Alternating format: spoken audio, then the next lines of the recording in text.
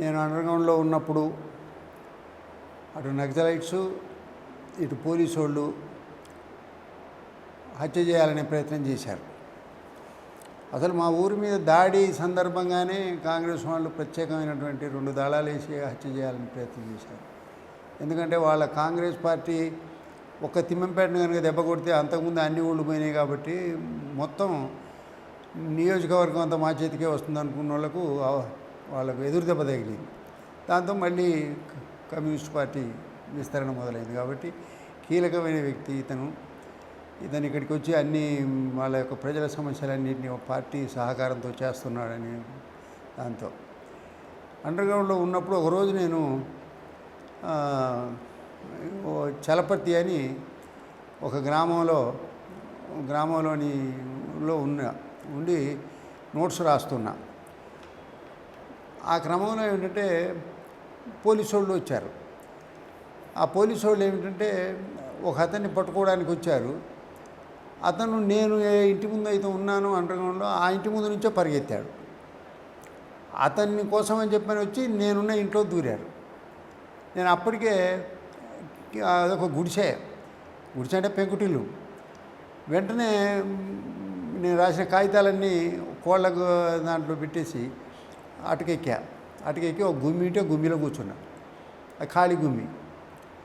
ఆ గుమ్మిని పొడిచారు కింద నుంచి తుపాకులతో. ఒకవేళ కనుక అప్పుడు దొరికితే అయిపోయేది. అది పొడిచిన తర్వాత ఎవరు లేరనుకో చెప్పని వాళ్ళు వెళ్ళిపోయారు. వాళ్ళు వెళ్ళిపోయిన తర్వాత నేను దిగి ఆ మొక్కజొన్న పెరల్లో పడి తప్పించుకోవడం జరిగింది ఒకసారి. ఆ తర్వాత అంతకుముందు 2-3 సందర్భాలలో నర్సంపేటలోనే దాడి చేద్దామనే ప్రయత్నం చేశారు.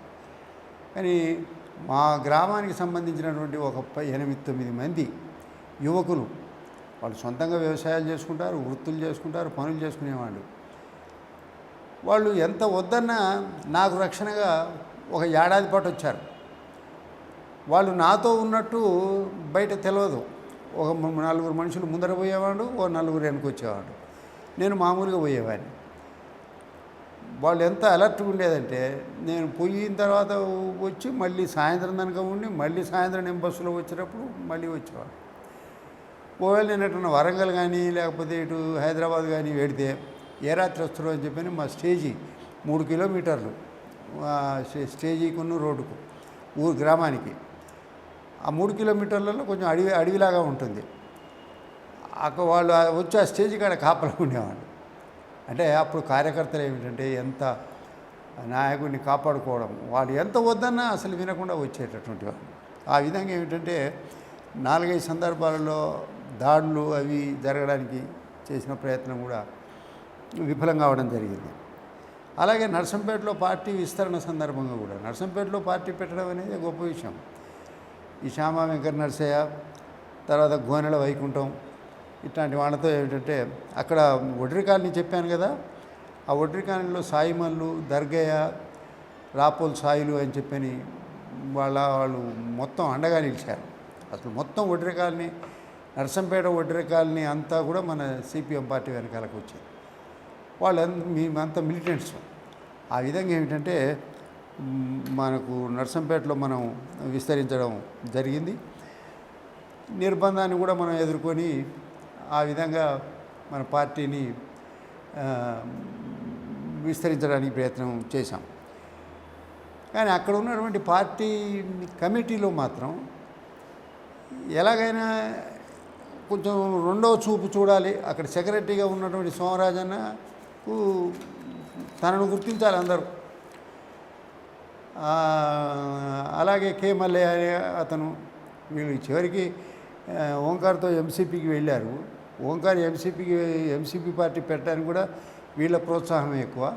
ఎందుకంటే నువ్వు ఓంకార్ చాలా గొప్పవాడివి, నువ్వు చాలా తెలియగలవాడివి, నువ్వు కనుక పార్టీ పెడితే రాష్ట్ర కమిటీ సరెండర్ అవుతుంది, సరెండర్ అయి వస్తే అప్పుడు మనం బతిలాడితే మళ్ళీ మనం సిపిఎంకి వెళ్ళొచ్చు అని చెప్పనేటటువంటి ప్రోత్సాహం కల్పించినటువంటి వాళ్ళల్లో చాలా ముఖ్యులు. పార్టీలో ఒక మాట చెప్తూ ఉంటారు, కేంద్రీకృత ప్రజాస్వామ్యం అని. కేంద్రీకృత ప్రజాస్వామ్యం అంటే అందరూ సమిష్టిగా ఆలోచించాలి, మెజార్టీ నిర్ణయానికి కట్టుబడి ఉండాలి, ఆ మెజార్టీ నిర్ణయాన్ని అమలు చేయాలి.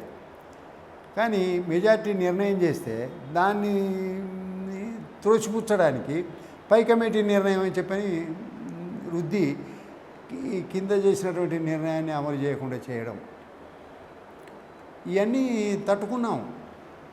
అలాగే ప్రజాతంత్ర పని విధానం అంటారు.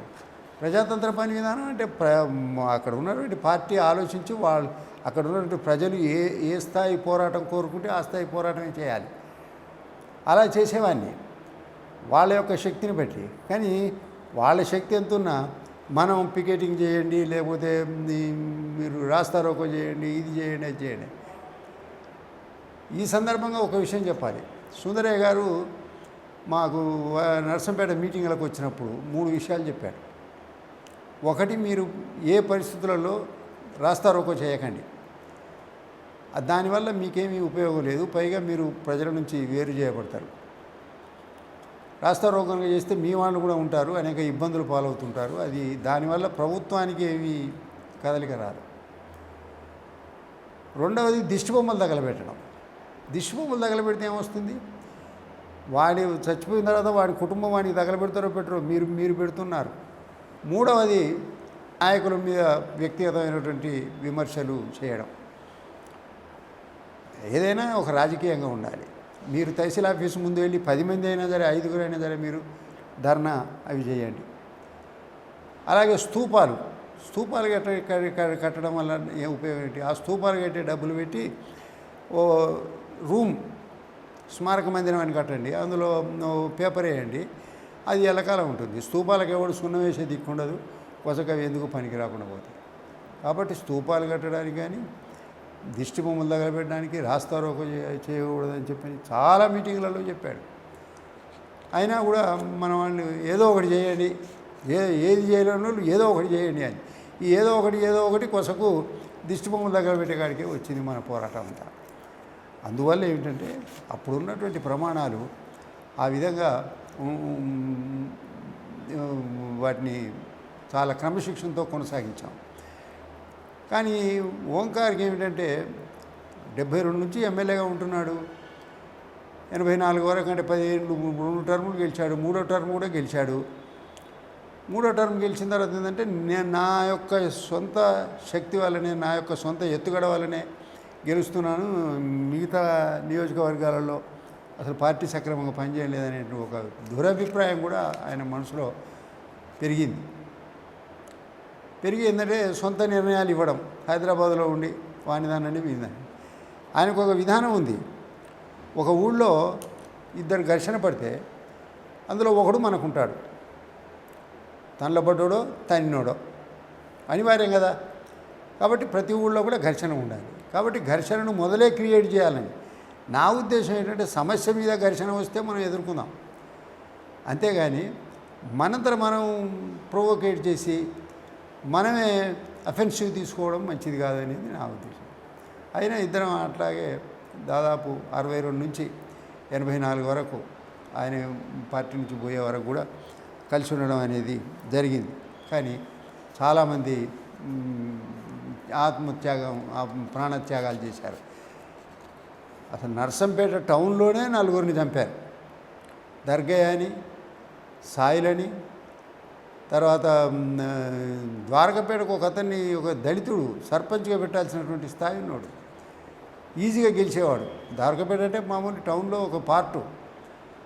అట్లాంటి వ్యక్తిని దాడి చేసి కాంగ్రెస్ వాళ్ళు చంపారు చాలామంది. గీత కార్మికులను వీళ్ళందరినీ కూడా చంపడం జరిగింది. దీని మీద మనమేమి గుణపాఠం తీసుకున్నట్టు కనబడలే. ఓంకార్ కానీ, సోమరాజన్న కానీ, కేవలే కానీ ఎంసీపీ పార్టీ ఏర్పాటు చేసిన వాళ్ళు. చివరికి వాళ్ళు ఎంసీపీ పార్టీ ఏర్పాటు చేశారు. చేసిన తర్వాత మాకు మొత్తం జిల్లా కమిటీలో 15 మంది ఉంటే దాదాపు 10 మంది మిగిలారు. ఆ 10 మంది ఏమిటంటే వీళ్ళు జనగామకు సంబంధించినటువంటి వాళ్ళు, వరంగల్ రూరల్ మొత్తం 100% ఎంసీపీకే పోయింది. మొత్తం అప్పుడు ఉన్నటువంటివి 4 డివిజన్లు: నర్సంపేట, మహబాదు, వరంగల్ రూరల్, జనగామ. ఈ 4 డివిజన్లలో మెజార్టీగా వరంగల్ రూరల్ మొత్తం పోయింది, నర్సంపేట డివిజన్లో 200 మంది పోయారు. జిల్లా కమిటీలో చూస్తే ఏంటంటే అక్కడ ఏసిరెడ్డి నరసింహారెడ్డి గారు ఒకడు మిగిలాడు, నరహరి, తర్వాత గుజ్జుల వీరయ్య, వీళ్ళు మిగిలారు. తర్వాత ఈ ఓంకార్ పోయిన తర్వాతనే అక్కడ హన్మకొండ ఆఫీస్ మీద, జిల్లా ఆఫీస్ మీద దాడి చేయించాడు. చేసి ఫోటోలు గిటోలు అనేవి అవి అక్కడ జిల్లా ఆఫీస్ కూడా కిరాయి కొంపే మీద దాడి చేయించి నానా హంగామా చేశారు. నేను వెంటనే వెళ్ళా, తెల్లవారే వెళ్ళి చూస్తే ఆఫీస్ అంతా గందరగోళంగా ఉంది. ఒక సెక్రటరీ వెంకటయ్య గారు అలా కూర్చొని ఉన్నాడు. నువ్వు ఉండి ఇక్కడ అంటాడు. నేను ఉండడం కాదా, అసలు మళ్ళీ మనం దీన్ని పునర్నిర్మాణం చేసుకోవాలని అప్పుడు ఒక 7-8 మంది ఎస్ఎఫ్ఐ స్టూడెంట్లను, యువకులను పట్టుకొచ్చాం. అందులో మా కొడుకులే 2, వాసు, మధు, ప్రభాకర్ రెడ్డి, తర్వాత నాగభూషణం, ఇట్లాంటి వాళ్ళను ఒక 7-8 మందిని జమ చేసి వాళ్ళను మీరు మన జిల్లా ఆఫీసును అంటిపెట్టుకొని ఉండాలి, ఆ జిల్లా సెక్రటరీ ఏ పని చెప్తే ఆ పని చేయండి అని చెప్పాను. ఆ తర్వాత తక్షణంగా ఏమిటంటే సెక్రటేరియట్ ఏర్పాటు చేయాలని చెప్పాను. నన్ను నర్సంపేట నుంచి అర్జెంటుగా హన్మకొండకు మార్చాలి అని చెప్పి ఒత్తిడి చేశాను. పార్టీ ఒక నిర్ణయం చేయగానే వెంటనే మారా, ఇంకా మళ్ళీ ఏం తటపడాయించకుండా హన్మకొండకు వచ్చేసాను. హన్మకొండకు వచ్చిన తర్వాత వాళ్ళు 2 సందర్భాలలో తీర్మానం చేశారు, మీరు సెంటర్కు రావాలి అని. సరే, అక్కడ ఉన్నటువంటి పనులన్నింటినీ చక్కబెట్టుకొని ఇక్కడికి హన్మకొండకు వచ్చాం. వచ్చిన తర్వాత నేను, తర్వాత వెంకటయ్య, ఏసిరెడ్డి నరసింహారెడ్డి, మేము 3 సెక్రటేరియట్ సభ్యులుగా, తర్వాత నాగయ్య, జీరాములు, తర్వాత గుజ్జుల వీరయ్య, వీళ్ళు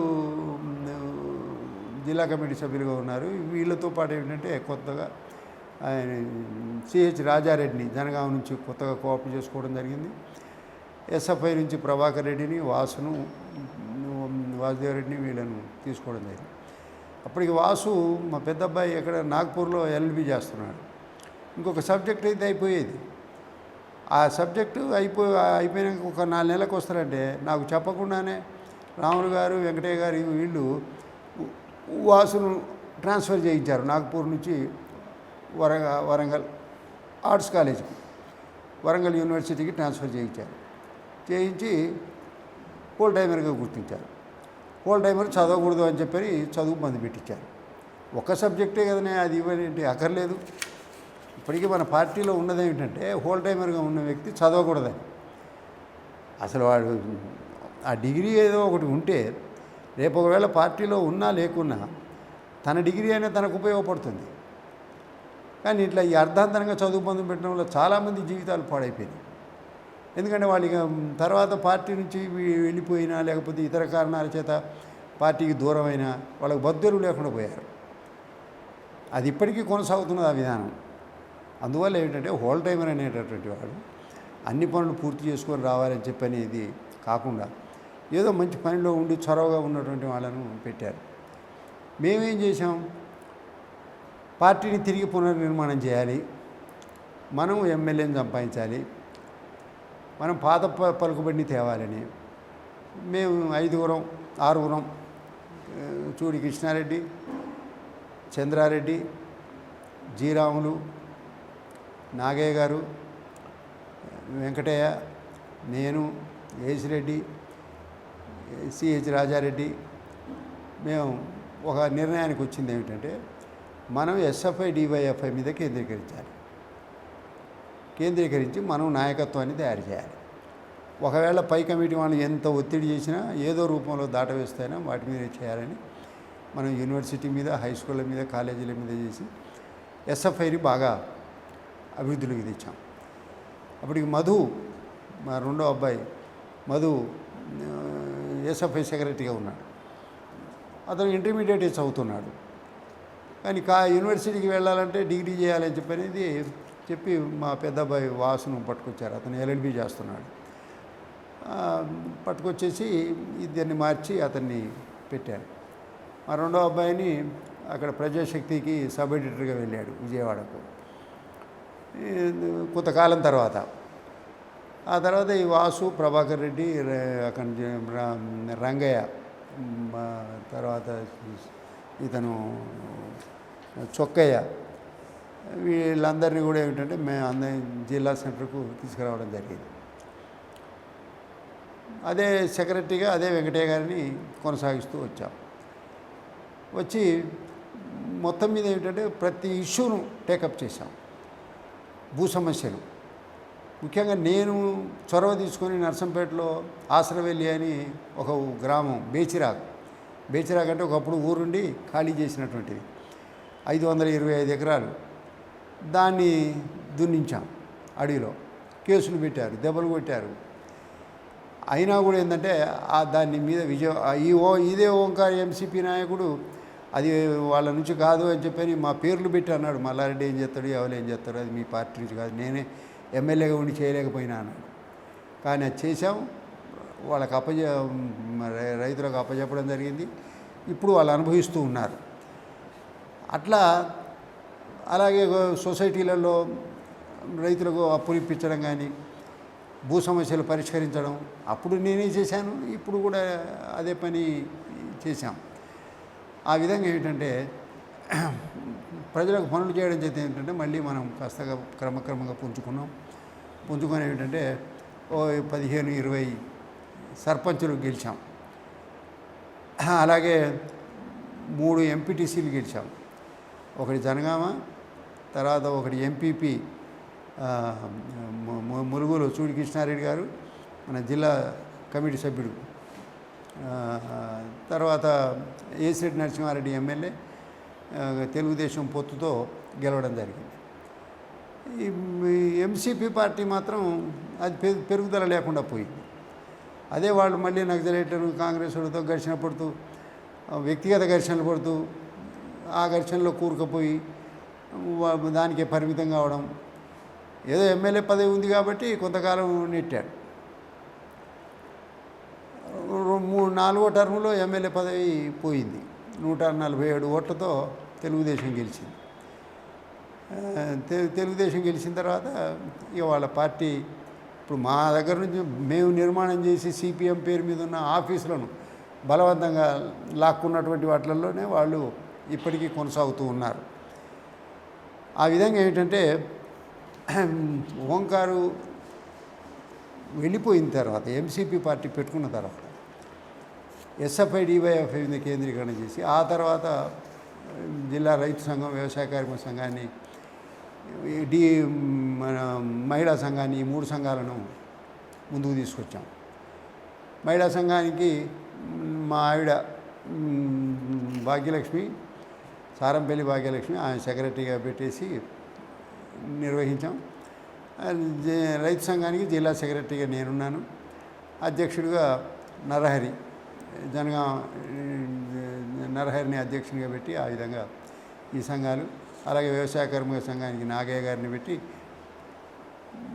ఈ వర్గ సంఘాలను కూడా ముందుకు తీసుకొచ్చాం. గ్రామాలు మేము స్వయంగా తిరిగి మెంబర్షిప్ చేర్పించి సమస్యల కాడికి కూడా వెళ్ళి ప్రభుత్వ భూములు పేదల చేతిలో ఉన్నటువంటి వాటిని దక్కించడానికి ప్రయత్నం చేస్తూ, ఆ విధంగా ఏమిటంటే మనం ఒక సిస్టమేటిక్గా పనిచేయడం అనేది జరిగింది. అప్పటికే జిల్లా కమిటీని కూడా కొంచెం విస్తరించడం జరిగింది. జిల్లా కమిటీ ఏమిటంటే ఇంకో 5-6 బి చంద్రయ్య, బొమ్మగాని చంద్రయ్య, అలాగే సత్యనారాయణ, అట్లాగే కొంతమంది యువకులను రవి అని, ఇట్లాంటి ఉడత రవి అని చెప్పారు, ఇట్లాంటి వాళ్ళను తీసుకోవడం జరిగింది. ఆ సందర్భంగానే పివి నరసింహారావు ఒక స్కీమ్ తెచ్చాడు. ఏమిటంటే ఈ గ్రామాలలో గొర్రెల సంఘాలు పెట్టండి, మీకు అప్పులు ఇస్తామని. అప్పుడు అరబ్ దేశం నుంచి మనకు $200 కోట్ల ఇచ్చారు. ఈ డబ్బులు పెట్టుబడిగా పెట్టి మీరు గొర్రెలు కొని మాకు మాంసం ఎగుమతి చేయండి అని. అప్పుడు అన్ని గ్రామాలలో ఈ పశు వైద్యశాలల వాళ్ళు గొర్రెల కాపర్ల సంఘాలు ఏర్పాటు చేశారు. మనం ఏర్పాటు చేశాం. చేసి ఈ సంఘాల అధ్యక్షులందరినీ కూర్చోబెట్టి ఒక మీటింగ్ ఏర్పాటు చేసి ఈ గొర్రెల కాపర్ల సంఘం పెడితే మంచిది అని చెప్పని మనం మొట్టమొదటి రాష్ట్రంలోనే ఫస్ట్ గొర్రెల కాపర్ల సంఘాన్ని ఏర్పాటు చేశాం. పెట్టి మొత్తం గొర్రెల కాపర్లు పిలిచి ఓ బహిరంగ సభ పెట్టాం. పెట్టి వాళ్ళకు అప్పులు ఇప్పించడం, గొర్రెలు ఇప్పించడం, వాళ్ళ బద్దెరువు కోసం కృషి చేయడం జరిగింది. కొంతకాలం గడిచిన తర్వాత వాళ్ళు కాపర్లకు సొసైటీలకు డబ్బులు ఇవ్వకుండా విడిగా వ్యక్తులకు ఇస్తామని చెప్పన్నారు. అలా కాదు, సొసైటీలకే ఇవ్వాలి అని చెప్పి ఒక పెద్ద ఎడ్యుకేషన్ చేసి అట్లాగే గొర్రెల కాపర్ల సంఘాన్ని రాష్ట్ర స్థాయి సంఘంగా ఏర్పాటు చేసాం. ఇప్పుడు రాష్ట్ర స్థాయిలో అదొక వర్గ సంఘంగా పనిచేస్తుంది. గీత సంఘం, గొర్రెల కాపర్ల సంఘం రెండింటికి పునాది వేయడం జరిగింది వరంగల్ జిల్లా నుంచి. అందులో నేను ఈ రెండు సంఘాలు వేయడానికి కీలక పాత్ర పోషించడం జరిగింది. ఆ విధంగా ఏమిటంటే ఈ సంఘాలను ఏర్పడంతో పాటు మహిళా సంఘాన్ని కూడా అభివృద్ధి చేయడం జరిగింది. అన్ని గ్రామాలలో మహిళా సమస్యలను తీసుకోవడం, సమస్యలు వచ్చినప్పుడు చివరికి ఏమిటంటే ఈ పార్టీ నిర్మాణానికి వచ్చినప్పుడు నా వరకు నేను జనగామ డివిజను, తర్వాత నర్సంపేట డివిజను, రైతు సంఘం, మహిళా సంఘం, అకౌంట్స్ ఇవి చూసేవాడిని. ప్రజల నుంచి వచ్చిన రిప్రజెంటేషన్స్. అంటే ఒక విధంగా చెప్పాలంటే క్షణం తీరిక ఉండేది కాదు.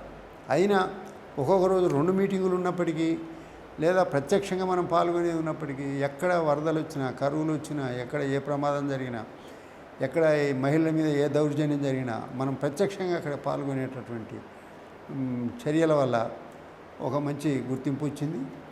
ఆ విధంగా ఏంటంటే అప్పుడే ఏర్పడేటువంటి టీడీపీతో కూడా మనం కోఆర్డినేషన్ చేసుకొని మన ఉద్యమాన్ని ముందుకు తీసుకుపోవడానికి కృషి చేశాం. అక్కడ వరంగల్ జిల్లాలో 2 ఎంపీలు ఉన్నాయి. 2 ఎంపీలు టీడీపీలే పోటీ చేస్తున్నారు. మనం సహాయం చేయమని నన్ను ప్రచార కార్యదర్శిగా పెట్టారు. వాళ్ళ దానికి వాళ్ళు 100 కోట్లు ఖర్చు పెట్టేవాళ్ళు. మనం ఒక సిస్టమేటిక్గా ప్రచారం చేశాం. ఒకసారి ప్రచారం జరుగుతుంది. ఈ రాజీవ్ గాంధీని మెడ్రాస్లో హత్య చేశారు. ఈ కాంగ్రెస్ వాళ్ళు వరంగల్లో మొత్తం వీధులన్నీ తిరుగుతూ దుకాణాల మీద దాడులు, దౌర్జన్యాలు చేశారు. చేస్తే తెలుగుదేశం వాళ్ళు ఇళ్ళకి వెళ్ళి బయటికి వెళ్ళకుండా అయిపోయారు.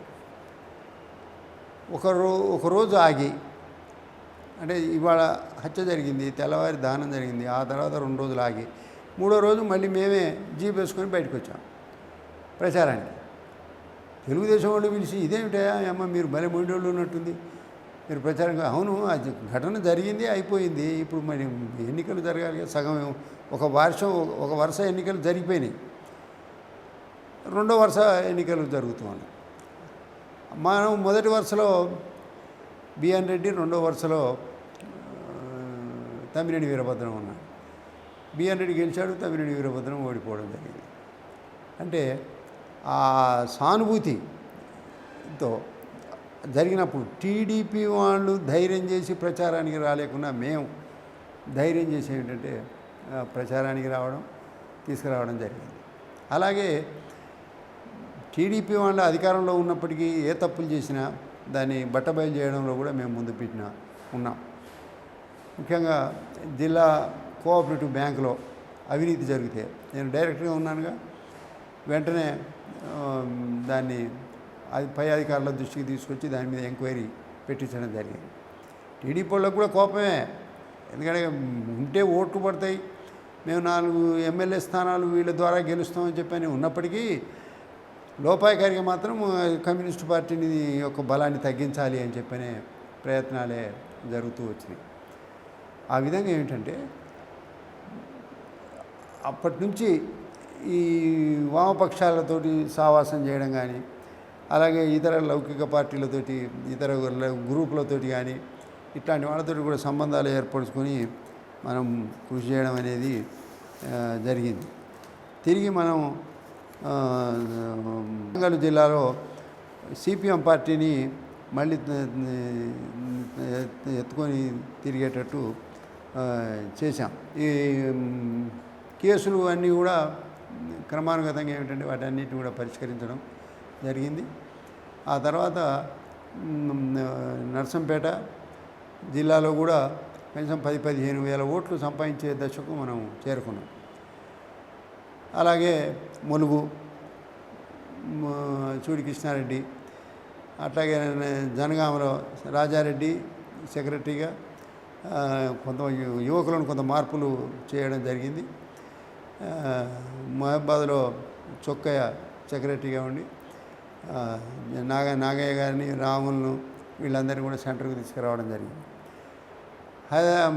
వరంగల్ పట్టణంలోనే దాదాపు 12,000 గుడిసెలు వేసి దక్కించడం జరిగింది. ఆ తర్వాత మరి ఇంకే ఈ మధ్యకాలంలో కూడా మరికొన్ని వేశారు. గుడిసెలు ఎవరు చేస్తారంటే సిపిఎం పార్టీ వాళ్ళు చేస్తారనేటటువంటి ఒక పరిస్థితి. తర్వాత యూత్ను అంతా కూడా జమ చేసి రాజకీయ క్లాసులు పెట్టి అందరినీ మనం వాళ్ళను కమ్యూనిస్టులుగా తయారు చేయడానికి, సైద్ధాంతిక బోధన చేయడానికి తీవ్రమైనటువంటి కృషి చేయొచ్చాము. అసలు హనుమకొండలో కూడా ఒక ఆఫీస్ ఏర్పాటు చేయాలి అని చెప్పని ఒక ఆఫీస్ని మొదలు వరంగల్లో ఏర్పాటు చేశాం. ఆ తర్వాత వరంగల్ ఆఫీసుని అమ్మేసి హన్మకొండ కేంద్రం కాబట్టి హన్మకొండలోనే ఒక ఆఫీసును పర్మనెంట్గా కొనుక్కోవడం జరిగింది. ఈ నర్సంపేటలో ఏ ఆఫీస్ అయితే వాళ్ళు ఎంసీపీ వాళ్ళు ఆక్రమించారో ఇప్పటికీ అది వాళ్ళ చేతిలోనే ఉంది. వాస్తవానికి అది సిపిఎం పేరుతో ఉంది. దానికి బాధ్యునిగా నా పేరే ఉంది. అయినప్పటికీ కూడా ఏంటంటే వాళ్ళు దౌర్జన్యం ద్వారా ఆక్రమించుకున్నారు. అది కోర్టులో కేసు వేయడం జరిగింది. కేసు పెండింగ్లో ఉంది. అలాగే మహబాద్లో కూడా మనం పార్టీని విస్తరించుకోవడం జరిగింది. అంటే ఇప్పుడు వరంగల్ జిల్లాలో కానీ చూస్తే మనం 6 డివిజన్లలో అంటే ములుగు, నర్సంపేట, మహబాదు, జనగామ, తర్వాత జనగామ నుంచి విడగొట్టి చేర్యాల, తర్వాత ఈ ములుగు ఈ డివిజన్లు పార్టీ ఏర్పాటు చేయడం జరిగింది. ఇది జరిగిన తర్వాత నేను రాష్ట్ర రైతు సంఘంలో కూడా ఉన్నాను. రాష్ట్ర రైతు సంఘంలో ఉంటే అప్పుడు అధ్యక్షునిగా బోడెపూడి వెంకటేశ్వరరావు ఉన్నాడు. కార్యదర్శిగా శ్రీనివాసరావు గారు ఉన్నారు. బోడెపూడి గారు హార్ట్ అటాక్ వచ్చి 1996లో చనిపోవడం జరిగింది. అయితే 95 నుంచే నేను వరంగల్లో ఉంటూనే తెలంగాణ జిల్లాలన్నీ ఆర్గనైజేషన్ చేస్తున్నాను రైతు సంఘంగా. అటు ఆదిలాబాదు, నిజామాబాదు, మహబూబ్ నగరు, తర్వాత రంగారెడ్డి ఈ జిల్లాలు చేస్తూ వరంగల్ జిల్లా మూవ్మెంట్లో పనిచేస్తూ ఉన్నాను. అట్లా మంచి గుర్తింపు కూడా వచ్చింది. అన్ని వాళ్ళ సమస్యలన్నింటినీ కూడా డీల్ చేస్తూ వచ్చారు. ఆ తర్వాత వాళ్ళు ఏం చేశారు, బోడెపూడి గారు హార్ట్ అటాక్ వచ్చి చనిపోగానే నన్ను హైదరాబాద్కు రమ్మన్నారు. నేనన్నా ఒక ఎమ్మెల్యేను పెట్టండి అధ్యక్షునిగా, నేను ఎందుకంటే లేదు యాక్టివ్ వర్కర్ కావాలని చెప్పని చెప్పారు. చెప్తే వెంటనే సర్దుకొని హైదరాబాద్కు వచ్చాను. వచ్చిన తర్వాత నేను అధ్యక్షునిగా, గారు కార్యదర్శిగా పని ప్రారంభించాను. మొత్తం రాష్ట్రంలో ఉన్నటువంటి 22 జిల్లాలతో సంబంధాలు ఏర్పరచుకొని 12 జిల్లాలు అతను, 10 జిల్లాలు నేను అలా తిరుగుతూ ఏమిటంటే ఒక ఉద్యమాన్ని ఒక మంచి ఊపుకు తీసుకొచ్చాం. ఊపుకు తీసుకొచ్చిన తర్వాత శ్రీనివాసరావు గారిని ఢిల్లీకి సెక్రటేరియట్ సభ్యునిగా మార్చడం జరిగిన తర్వాత నన్ను సెక్రటరీగా పెట్టారు. ఆ తర్వాత అధ్యక్షునిగా మల్లు వెంకట నరసింహారెడ్డి గారు రాష్ట్ర సెక్రటేరియట్ సభ్యులు, ఆయన అధ్యక్షుడు, నేను కార్యదర్శి. అలా ఉండి ఏంటంటే ఇరిగేషన్ సమస్యలు కానీ, కరువు సమస్యలు కానీ, మార్కెట్ సమస్యలు కానీ ఏది వచ్చినా కూడా మేమున్నాం అని చెప్పనే విధంగా ఏంటంటే ప్రత్యక్షంగా మనం ఉండి చేయడం జరిగింది. ఆ తర్వాత నన్ను రాష్ట్ర సెక్రటేరియట్కు తీసుకున్నారు వరంగల్లో జరిగిన మహాసభలో. అంతకుముందు రాష్ట్ర కమిటీకి విశాఖపట్నంలో జరిగిన మహాసభలో రాష్ట్ర కమిటీకి తీసుకున్నారు 92లో. ఆ తర్వాత ఏంటంటే ఈ వరంగల్లో జరిగిన మహాసభలో సెక్రటేరియట్కి తీసుకొని నాకు ఆదిలాబాదు, కరీంనగరు, అనంతపూర్ 3 జిల్లాలు గైడ్ పార్టీగా, ఈ రైతు సంఘం, 2 బాధ్యతలు. కాబట్టి ఇవి సక్రమంగా నాకు అప్పచెప్పినంత వరకు నేను సక్రమంగా నిర్వర్తించాను. ఆ 3 జిల్లాలలో కూడా పార్టీ విస్తరణ కోసం మంచి కృషి చేశాం. కొత్త నాయకత్వాన్ని వాళ్ళందరినీ కూడగట్టాం.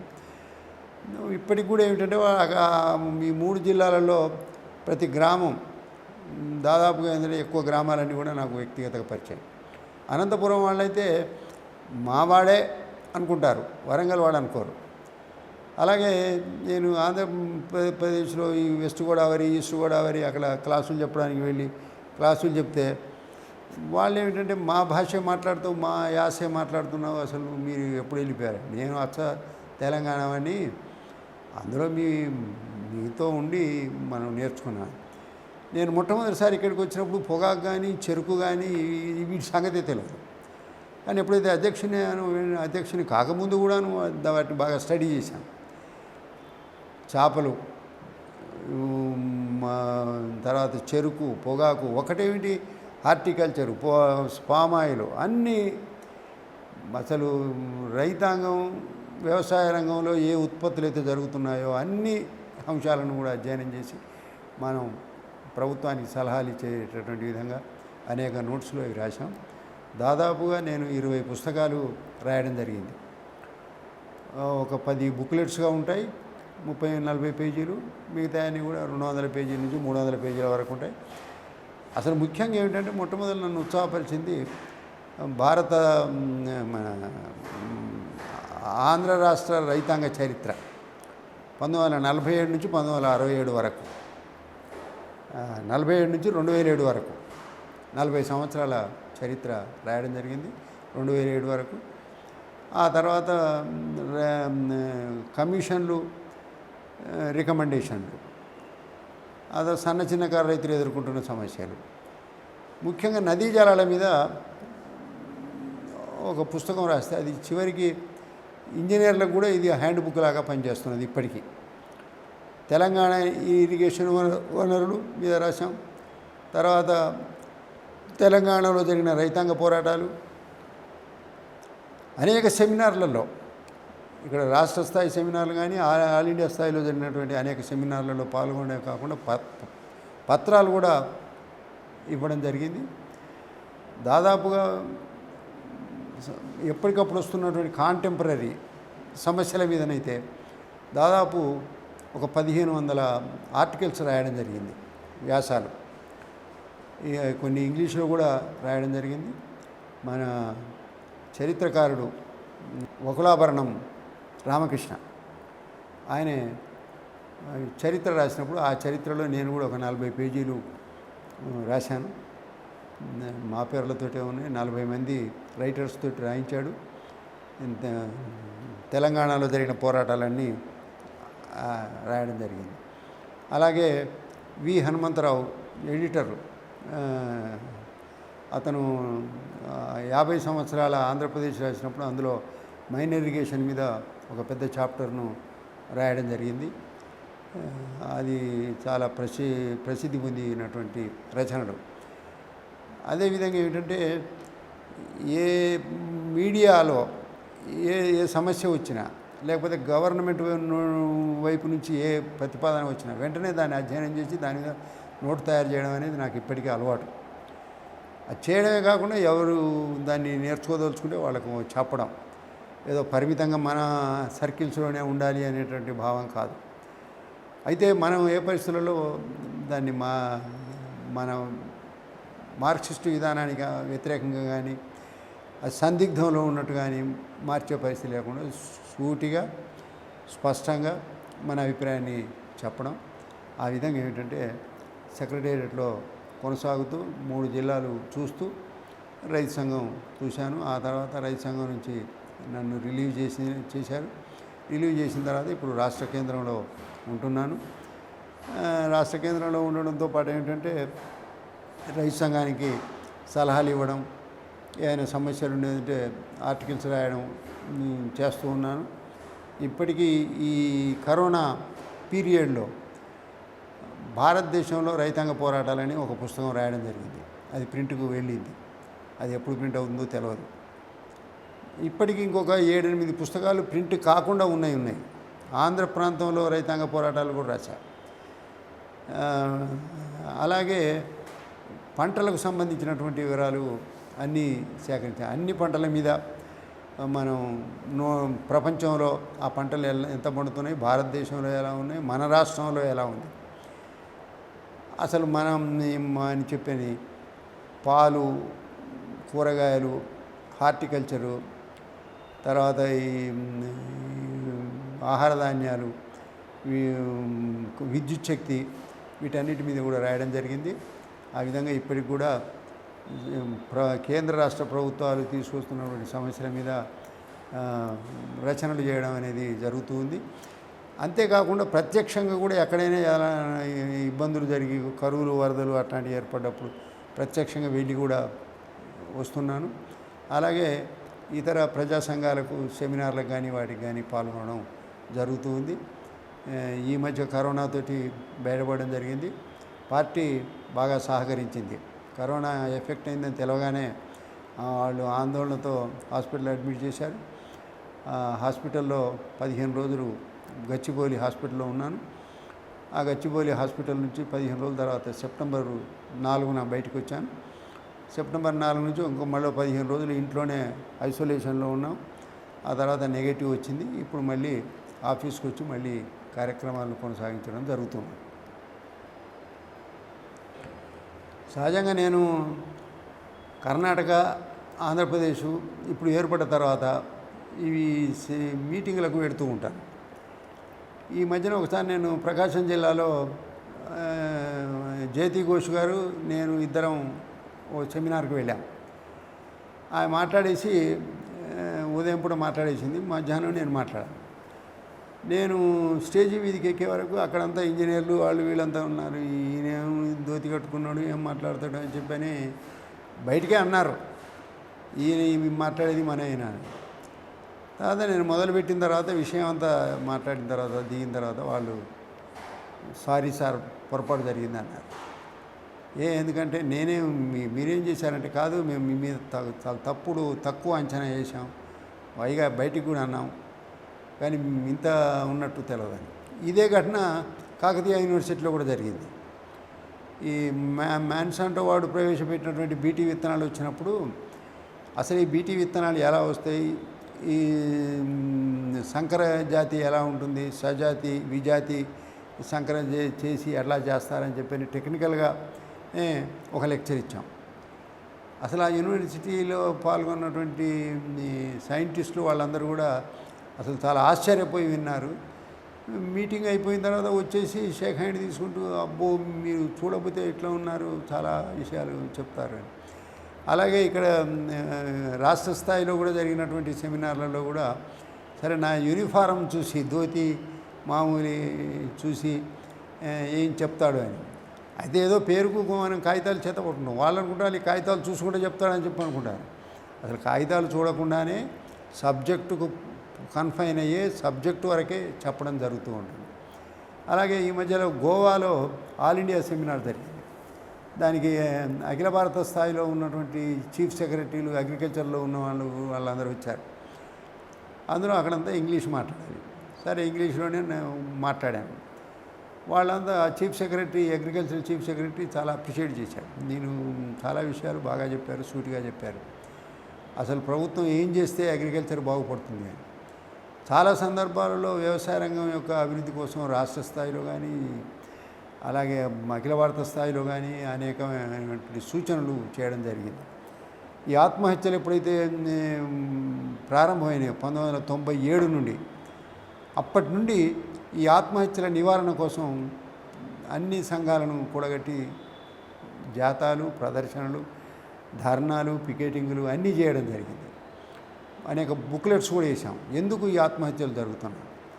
ఇప్పుడు చెప్తున్నారు పివి నరసింహారావు సంస్కరణలు చాలా గొప్ప అని. ఆ పివి నరసింహారావు సంస్కరణల వల్లనే ఈ ఆత్మహత్యలు జరుగుతూ ఉన్నాయి. ఇవేం గొప్ప ఏం కావు, అవేం కార్పొరేట్ సంస్థలు కూడా లాభాలు సంపాదించి పెట్టే సంస్కరణలు. కాబట్టి ధనిక దేశాలు ఇప్పటికి కూడా ఏం చేస్తున్నాయంటే భారత వ్యవసాయ రంగాన్ని తమ చెప్పు చేతుల్లో ఉంచుకోవడానికి చేస్తున్నాయి. ఒకప్పుడు 1991-96 మధ్య మనం అన్ని ఆహార ధాన్యాలు మన వ్యవసాయ ఉత్పత్తులన్నీ ఎగుమతులు చేశాం. మనం స్వయం పోషకత్వం కాకుండా మిగులుగా ఉండి ఎగుమతులు చేశాం. ఈ ఎగుమతులను ధనిక దేశాలు అమెరికా, జర్మనీ, జపాను ఇలాంటి దేశాలు భరించలేకపోయినాయి. ఎందుకంటే భారతదేశం జనాభా ప్రపంచంలో నెంబర్ 2లో ఉంది చైనా తర్వాత. ఇలాంటి దేశం కనుక చేతిలో ఉంటే, ఈ మార్కెట్ కనుక వాళ్ళ చేతిలో కనుక ఉంటే, కనీసం ఇక్కడ ఉన్నటువంటి ప్రజానీకంలో 30% కొనుగోలు శక్తి ఉన్నా వాళ్ళకు లాభాలు వస్తూ ఉంటాయి. అందువల్ల ఏంటంటే ఇక్కడ ఉన్నటువంటి వ్యవసాయ రంగాన్ని దెబ్బతీసి తమ దిగుమతులను ఇక్కడ తెచ్చేటటువంటి ప్రయత్నం చేసి ఆ ఒత్తిడి తెచ్చి మనకు WTOలో మన భారతదేశాన్ని బలవంతంగా రప్పించుకొని మనకి ఇచ్చేటటువంటి రాయితీలన్నింటినీ కూడా ఇక్కడ బంద్ పెట్టారు. జనరల్గా వాళ్ళ దేశాలలో రాయితీలు ఇస్తున్నారు. ఇక్కడ ఉన్నటువంటి వ్యవసాయ రంగానికి ఇచ్చేటటువంటి ప్రభుత్వ సహకారం మొత్తం సున్నా చుట్టడం చేత ఇక్కడ రైతులు ఆత్మహత్యలకు పాల్పడడం మొదలైంది. బ్యాంకులు అప్పులు చూడలేదు, వ్యవసాయ ఉపకరణాల ధరలు పెరిగిపోవడం, వ్యవసాయ మార్కెట్లో ధరలు విధంగా నిర్ణయించకపోవడం, అసలు కొనుగోలు లేకపోవడం, నిర్ణయించిన ధరలకు కూడా కొనుగోలు లేవు. అలాంటి స్థితిలో మనం పెట్టినటువంటి సెమినార్లన్నీ కూడా ఏంటంటే మనం అనేకమైనటువంటి ప్రత్యామ్నాయ మార్గాలు చూపాం. కానీ ఇవాళ ఏం జరుగుతుంది? ఇవాళ 1,40,00,000 టన్నుల వంట నూనెలను దిగుమతి చేసుకుంటున్నాం. 40 నుంచి 50 లక్షల టన్నుల పప్పు ధాన్యాలు దిగుమతి చేసుకుంటున్నాం. 30-40 లక్షల టన్నులు పంచదార దిగుమతి చేసుకుంటున్నాం. 50-60 లక్షల బేళ్ళు పత్తి దిగుమతి చేసుకుంటున్నాం. ఇవన్నీ మనం ఎగుమతి చేసేది. పాలల్లో కూడా ఇవాళ ప్రపంచంలో మనమే 18 కోట్ల టన్నుల ఉత్పత్తితో అగ్రగామిలో ఉన్నాం. కానీ మనకు స్విట్జర్లాండ్ నుంచి, అమెరికా నుంచి పాల ఉత్పత్తులు దిగుమతి అవుతున్నాయి. అందుకోసం భారతదేశంలో ఉన్న వ్యవసాయ రంగం ఒక దశలో పెరిగి ఎగుమతుల్లోకి వెళ్ళినటువంటి భారతదేశాన్ని మళ్ళీ దిగుమతుల్లోకి తీసుకురావడానికి చేసిన దానిలో పివి నరసింహారావు సంస్కరణలు అత్యంత కీలకం. అసలు ఒక మాట చెప్పాల్సి వస్తే 97 నుంచి రీసెర్చ్ బంద్ పెట్టేశారు. మన విత్తనాల రీసెర్చ్. మ్యాన్సాంటో, డూపాయింట్, కార్గిల్, సింజెంటా కంపెనీలే మొత్తం 80% విత్తనం మీద ఇప్పుడు పెత్తనం చేస్తున్నాయి. ఇప్పుడు మ్యాన్సాంటో వాడు పోయి వాడి స్థానంలో బేయర్ వచ్చాడు. ఐటీసీ వీళ్ళందరూ కూడా ఏమిటంటే మొత్తం విత్తన రంగాన్ని వాళ్ళు స్వాధీనపరుచుకున్నారు. కాబట్టి ఇప్పుడు విత్తనాల ఒక అది మనకు మొత్తం భారతదేశంలో కానీ చూస్తే ఇప్పుడు ఉన్నటువంటి రీసెర్చ్ సెంటర్లు, పరిశోధనా కేంద్రాలన్నీ కూడా మూతపడిపోయినాయి. అందుకే ఇక్కడ ఉన్నటువంటి వ్యవసాయ శాస్త్రవేత్తలు ఇక్కడ ఏమీ లేదని చెప్పని వాళ్ళ సేవలు ఉపయోగించుకోలేదని చెప్పిన వాళ్ళందరూ కూడా విదేశాలకు వెళ్ళిపోతూ ఉన్నారు. వెళ్ళిపోయి ఆ దేశాలకు సేవ చేస్తున్నారు. ఇక్కడ ఇక్రిసాట్ లాంటి 3,000 ఎకరాల పరిశోధనా కేంద్రం ఉంది, అది ఎందుకు పనికి రాకుండా ఉంది. అందువల్ల ఇట్లాంటి ఆత్మహత్యల నివారణకు, తర్వాత బ్యాంకుల యొక్క విధానాలు ఎలా ఉండాలి, తర్వాత ధరల నిర్ణయం ఎలా ఉండాలి అనేటువంటి కీలక అంశాలను ఎప్పటికప్పుడు ప్రభుత్వం దృష్టికి శాస్త్రీయంగా తేవడం జరిగింది. అందుకోసం చాలా సెమినార్లలో, అఖిల భారత స్థాయి సెమినార్లలో కానీ ఈ సెమినార్లలో కానీ చాలా సెమినార్లలో పాల్గొన్నాను. అయితే మొట్టమొదటి ఉపన్యాసం స్పీచ్ స్టార్ట్ చేసినప్పుడు ఉన్న అభిప్రాయం అయిపోయిన తర్వాత ఉండలే. చాలా చోట్ల కూడా అన్ని చోట్ల కూడా ఆ తర్వాత చాలా అప్రిషియేట్ చేశారు, పేపర్ను కూడా అభినందించారు. అట్లాగే ఈ పోరాటాలకు, ఉద్యమాలకు సంబంధించినటువంటి సెమినార్లలో కూడా ప్రత్యేకించి పిలుస్తారు. అందులో యూనివర్సిటీలలో జరిగేటటువంటి సెమినార్లకు కూడా చాలా సెమినార్లకు వెళుతున్నాను. అది ఇప్పటికి కూడా ఏంటంటే ఈ అధ్యయనం అనేది కొనసాగుతూ ఉంది. అయితే నా యూనిఫామ్కు నేను మాట్లాడేదానికి మాత్రం పొంతన సక్రమంగా ఉండదు. సక్రమంగా అంటే ఈ మామూలు సింపుల్గా ఉండే అలవాటు, అందరి జనంతో కలిసి ఉండడం నా అలవాటు.